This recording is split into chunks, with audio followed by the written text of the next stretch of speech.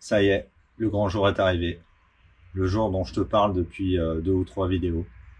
La préparation avant peinture. Alors je ne sais pas combien il y a de pièces sur une moto. Des dizaines, des centaines, des milliers peut-être. Je ne sais pas. 182, 183, 184, 185, 201, 202, 203, 204, 205, 206, 321, 322, 324, 503, 504, 506, 500... Combien j'étais là? Oh merde. 33, 34, 35... On va dire des milliers.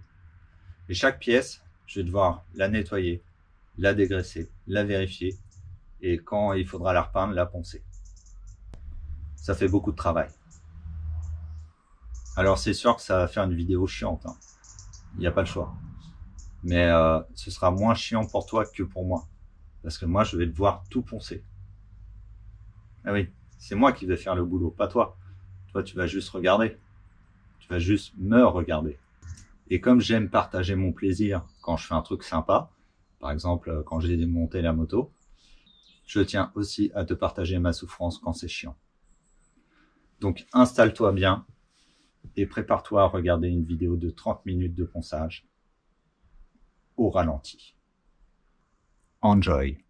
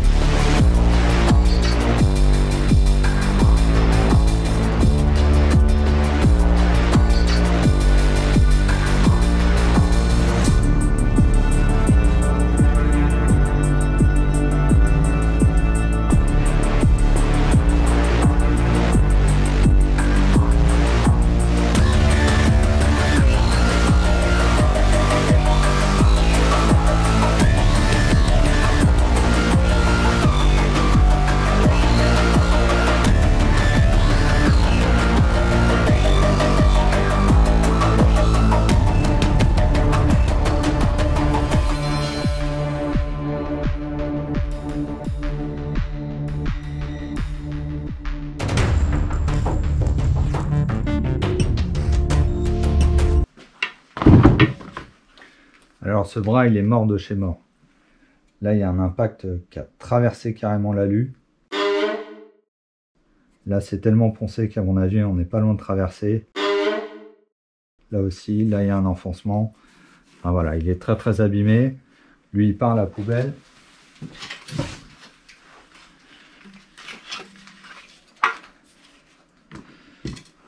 J'en ai un autre en meilleur état.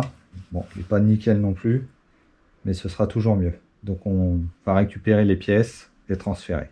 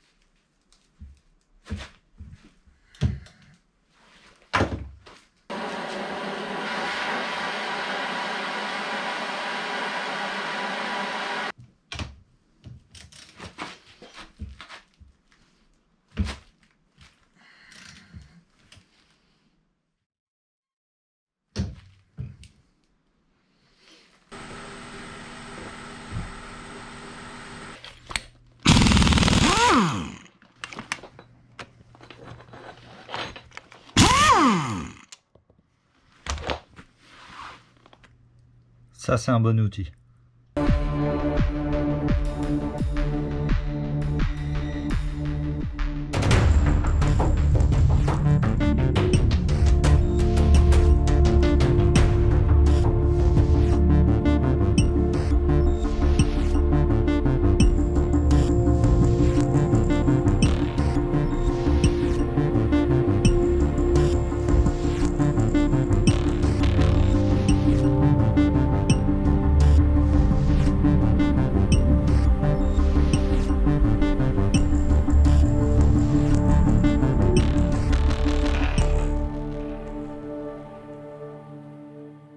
Alors j'étais en train de nettoyer l'amortisseur, mais je me dis qu'il doit être complètement défoncé vu qu'il était sûrement sur une ancienne machine de stunt.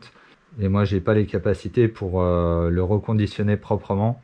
Je pense que j'aurais pu démonter l'amortisseur là, mais pour nettoyer ici, mais j'aurais fait une peinture ici, donc c'est un peu naze. Donc je l'ai nettoyé quand même, et puis pendant que je le nettoyais, je me dis non mais il doit vraiment trop être défoncé. Donc j'ai contacté un fournisseur, et on va voir s'il y a une surprise pendant cette vidéo. Mais pour l'instant, je le remonte comme il était avant, juste propre.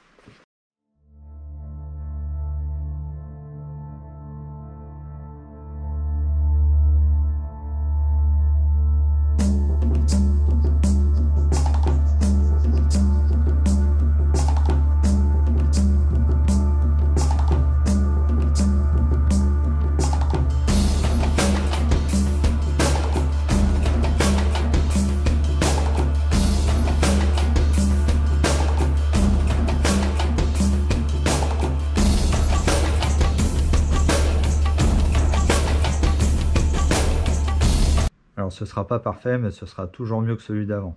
Là il y a encore des bonnes marques par ici, des rayures ici.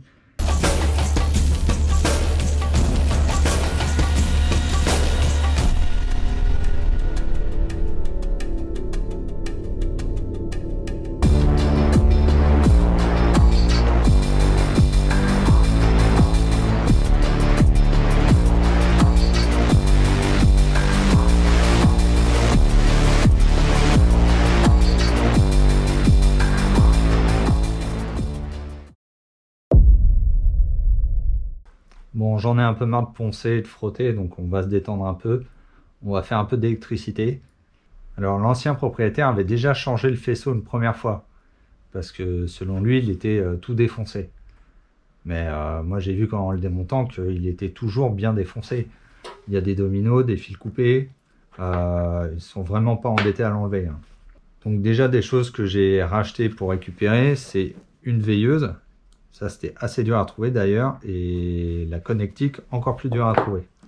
Et donc, il a fallu retrouver à quoi servaient tous ces fils avec des dominos. Moi, j'aime bien les dominos, mais ça ne me dit pas ce que c'est. Donc, j'ai sorti mon schéma électrique et j'ai commencé à fouiller. Après, chez Honda, ce qui est assez bien fait, c'est que c'est normalisé au niveau des couleurs. Donc, tu sais que le vert, c'est toujours le moins. Si tu tombes sur un bleu comme ça, c'est un phare. Si tu tombes sur un orange, c'est un clignotant, c'est à droite, je crois. À gauche, c'est à gauche. Si tu tombes sur un bleu clair, c'est le clignotant droit. Donc voilà, c'est assez facile. Une fois que tu connais la marque, tu sais à quoi correspond quelle couleur. Donc là, j'ai deux fils. J'ai un bleu avec du noir et un vert. Donc je me doutais un peu que c'était un phare, vu que de toute façon, les phares, il n'y a pas la connectique dessus. Donc ça, c'est un phare. Ensuite, on en a un deuxième avec un blanc en plus, donc c'est le deuxième phare. Le troisième fil, il sert à mettre le plein phare. Ensuite, j'avais quoi? Ici, j'avais un tout petit domino, mais j'ai vu que le fil il était orange. Donc ça, c'est le clignotant gauche, du coup. Et donc, en arrivant au bout de ma ligne, je vois que j'ai 4 fils. Deux bleus, un bleu avec du noir, un rouge avec du noir et un vert. Donc, je commence à fouiller un peu sur Internet et je découvre que c'est un emplacement pour un relais pour le phare. Donc, grâce à la dernière vidéo sur la panne européenne, que je t'invite à aller regarder, dans les réponses, dans les commentaires, tout le monde m'a bien indiqué qu'un relais servait à passer de la grosse puissance sur un interrupteur qui n'est pas fait pour. Donc le relais sert d'interrupteur électrique. Donc je fais cool, super, un relais, donc je cherche sur internet, je trouve un relais pour CBR, et je fais putain, j'ai pas la connectique, donc je commence à chercher, je trouve pas. Et un gars sur un forum me dit, bah achète plutôt des combos relais plus porte-relais, et tu as juste à connecter ça au bout de tes fils, et c'est bon. Donc je reçois mes relais et porte-relais, je regarde le schéma électrique, et là je vois qu'il y a 2 relais. Je fais putain, c'est bizarre ça quand même. Moi j'ai 4 fils, est-ce qu'il faut les envoyer aux 2 relais, faire des ponts Enfin voilà, je trouve ça assez bizarre. Et puis pour tout te dire, au niveau du schéma électrique, là je suis sur CBR 900 UK model, donc Angleterre. Et quand j'étais sur le 95 US, bah là rien n'allait quoi. Donc j'avais les 2 relais, mais genre pour les clignotants, j'ai 3 fils. J'ai le moins, le plus et un 3e. Donc des trucs complètement incohérents. Enfin sûrement cohérents si t'es américain, mais pas pour moi du coup. Du coup j'ai été chercher mon autre manuel. Et là j'ouvre donc CBR 900 et il t'explique tout sur un CBR 900. Et quand tu arrives au schéma électrique, bah, je retrouve la même chose. Les 2 relais, mais là il y a encore moins de fils d'indiquer. Genre sur le 2e relais, il n'y a qu'un seul fil quoi. Bon, je sais pas à quoi ça sert du coup. Sur les ampoules, tu as un fil ou 2 fils. Je fais bon, bah ils ont pas mis les masses ou un truc comme ça. Bref, je suis dans la galère. Et là, j'avance un peu dans le bouquin et je tombe sur ce schéma-là. Honda CBR 94 et 95. Et là, j'ai un seul relais, tous les fils aux ampoules et les 4 fils à mon relais, avec les bonnes couleurs. C'était pénible, c'était assez pénible. Donc les éditeurs font aussi un peu tout pour nous emmerder. Hein. C'est déjà que t'as pas trop envie de te plonger là-dedans, mais si en plus ils sont faux ou alors mal détaillés, c'est la cata quoi. Donc là, il me reste plus qu'à fouiner un peu, parce que donc sur un relais, de ce que j'ai compris, tu as une borne pour la masse, une borne d'arrivée de plus permanent, une borne d'arrivée de commande et une borne d'alimentation du phare du coup. Donc il faut que j'arrive à maintenant les repérer et pas me gourer de fil, sinon quand je vais appuyer sur le bouton, ça va, ce sera le trou noir. Et vu que les ampoules avaient été coupées, bah, j'ai racheté aussi des porte-ampoules pour H4, et donc on aura ça à connecter.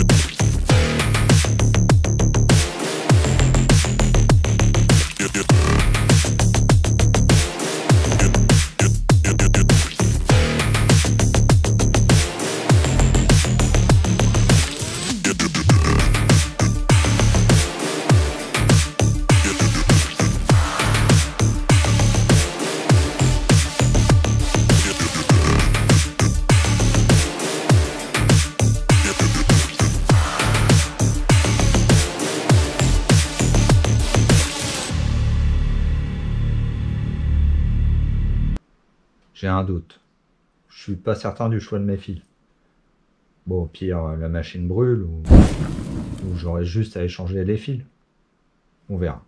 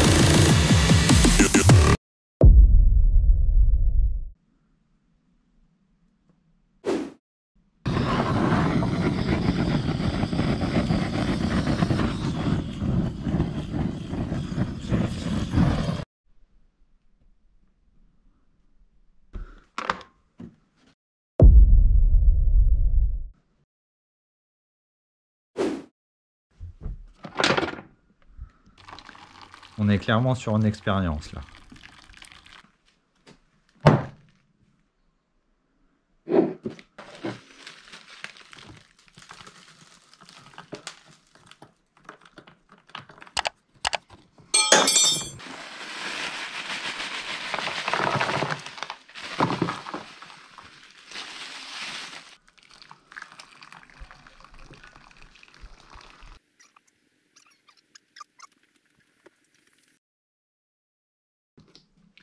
Alors, est-ce que ça a foiré?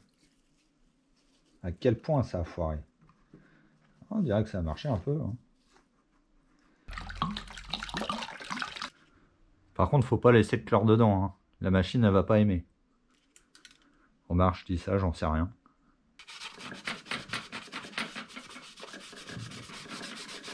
Alors, est-ce que c'est mieux maintenant ou avant? J'en sais rien. Je te fais un petit avant-après. À mon avis, c'est pas forcément mieux. Bref. Eh, mais c'est où ça dans la moto? Oh putain, ça servait à rien. Regarde-moi ce chantier encore. Des dominos, des fils à nu.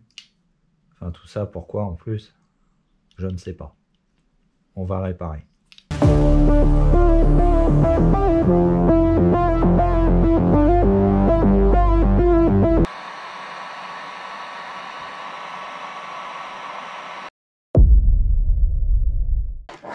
Alors ça, c'est l'ancien contacteur avec les 700 clés. Et par contre, c'est la bonne connectique, celle d'origine de la moto.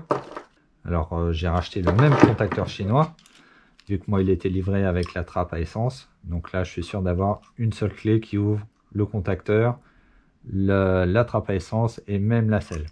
Alors, j'ai quand même vérifié les polarités, j'ai vérifié les connexions qu'il avait fait lui avant.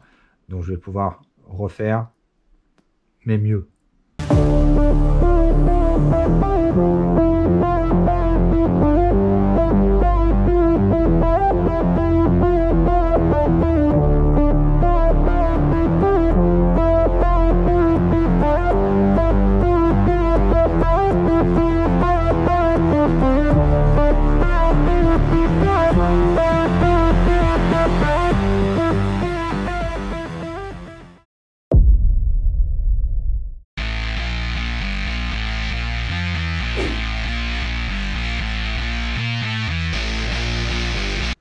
Allez, on va arrêter de travailler comme un clodo. Là, j'ai sorti le marbre. On va faire de l'usinage, mais alors au dixième de millimètre. Donc l'idée, c'est ce T que j'ai acheté neuf d'occasion. Il y a pas mal de griffes dessus et souvent on dit, peu importe la moto que tu as, ce qui est important, c'est ce que tu vois quand tu es dessus, même si elle est moche. Ce que tu vois, c'est le compteur et forcément, tu vois le T. Donc du moment que ça et le compteur sont beaux, tu peux considérer que ta moto est belle. Le reste, tu le vois pas, tu t'en fous. J'ai sorti le marbre et on va faire du travail de précision là. Fini la rigolade. Donc je me mets un petit assaut pour guider les stries, que ça fasse pas ça quoi, sinon c'est dégueulasse. Et puis c'est parti. Hein. Bon, on va faire haut assaut à l'œil. Hein.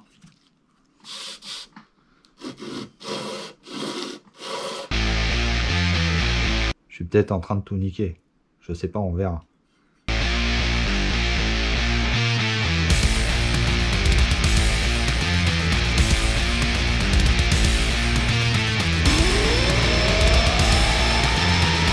Tout part du coude. Hein. C'est le coude qui donne la direction. Ça va être long. Mais ça marche. Mais ça va être long.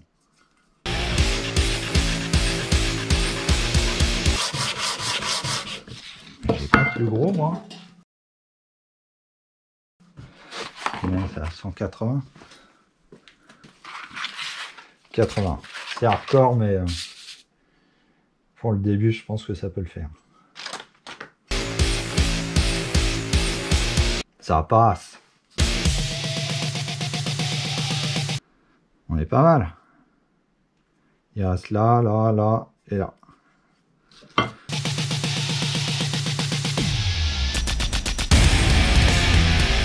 C'est long. C'est long. C'est long.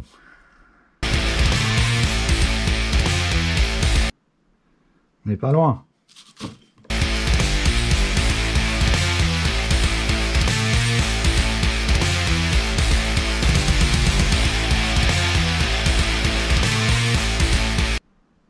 Donc là, on en arrive à la passe finale. Donc c'est la passe qui va se voir, parce que de l'alu brossé, il faut qu'on voit le brossage. Et le brossage, ben, on l'a en le rayant. Donc là, les dernières rayures qu'on fait, il faut qu'elles soient nickel. Donc on ponce.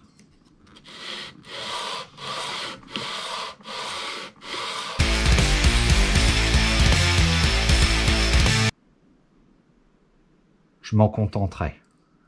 C'est pas mal.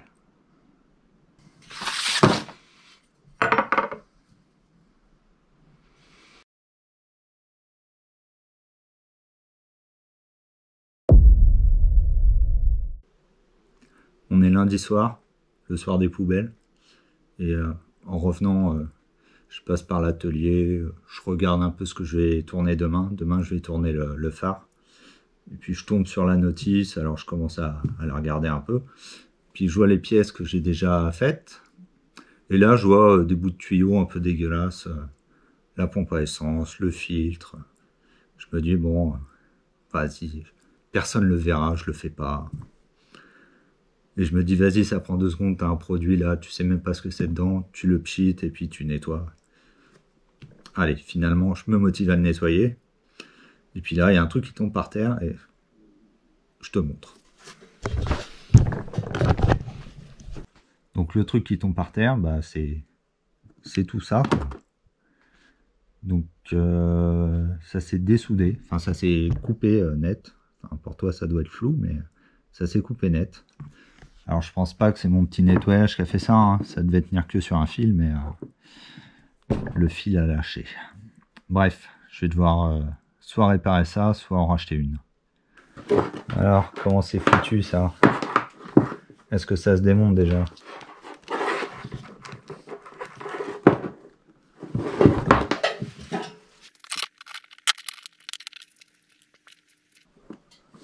On dirait que j'ai de la chance. Bon bah tu connais la suite. Coupe, soude, répète. Sauf que là, j'ai pas eu besoin de couper.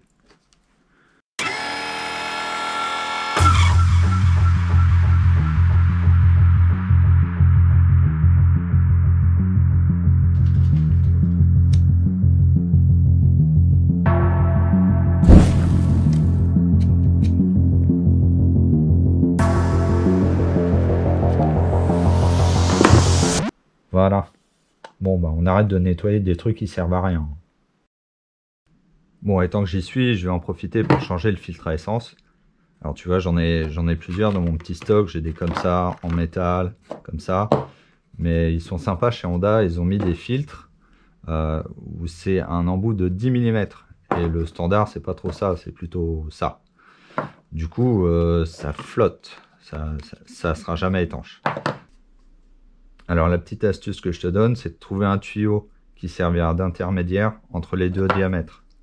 Donc tu le glisses sur ton filtre et ensuite normalement,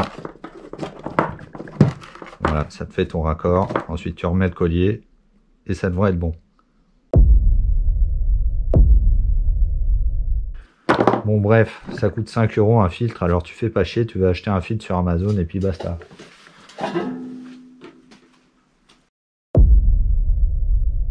Allez, on passe à la suite.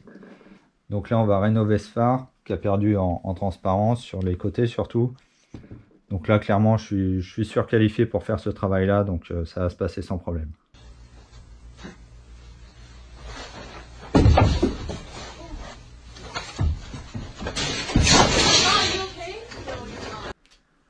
Donc dans le kit de polissage, ils te fournissent une notice et ils t'indiquent qu'il faut commencer à poncer à 1000.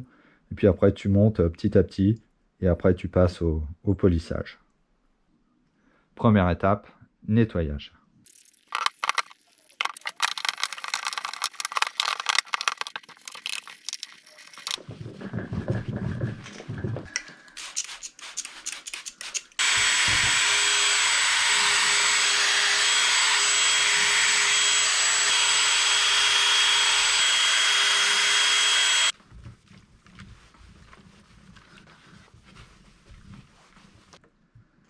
Avant de passer à la fin du polissage, j'ai voulu nettoyer l'intérieur qui était assez sale et puis il y avait de l'eau qui était rentrée dedans. Je suis passé par les ouvertures des ampoules et j'ai utilisé un outil qui a été développé par la NASA. C'est un bout de fil de fer avec un chiffon au bout. Voilà, ça marche bien. Ça évite de démonter et de casser des trucs. Donc je recommande cet outil. Donc maintenant que c'est propre à l'intérieur, je vois que j'ai encore des différences de ponçage à l'extérieur. Alors je sais pas si c'est grave. Au pire, il faudra que je recommence tout le ponçage, mais là j'ai envie d'essayer de polir. Donc on va passer au polissage.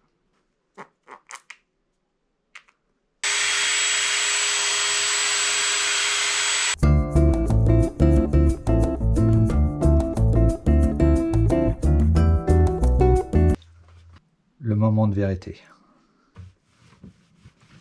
Bah écoute, déjà c'est pas mal, hein. C'est vachement mieux, hein. Après les zones que je voyais avant là, où j'avais des différences de ponçage, clairement on les voit encore là. Il y a un petit voile à cet endroit là. Je vais essayer d'insister et on verra. Bon alors moi je te dis que c'est pas mal ce que j'ai fait. Franchement entre avant et après, là je suis sûr que c'est mieux maintenant. Donc ça c'est un produit qui protège des UV. J'espère que ça va pas me niquer mon phare. C'est pas mal.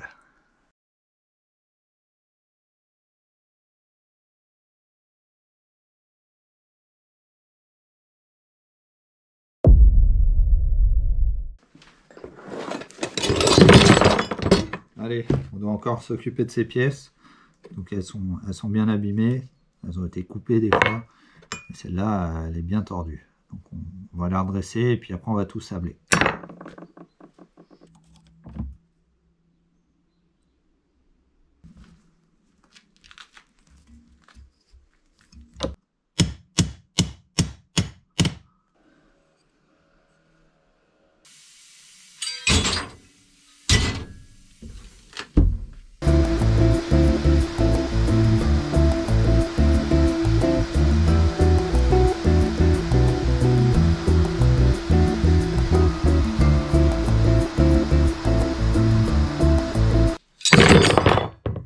Voilà, c'était les dernières pièces.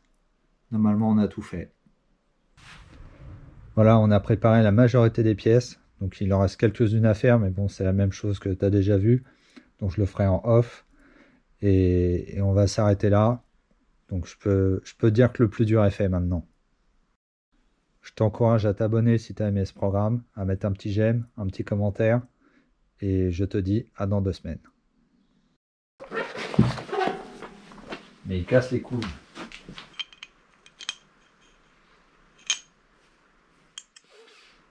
Des fois on est un peu con. Ça arrive. Du moment qu'on s'en rend compte, ça va. Toujours mieux ce que je fais moi. Donc on refait en mieux. Ah mais genre, je peux pas me guider là. Merde. Ça marche pas. Des fois je suis con, hein.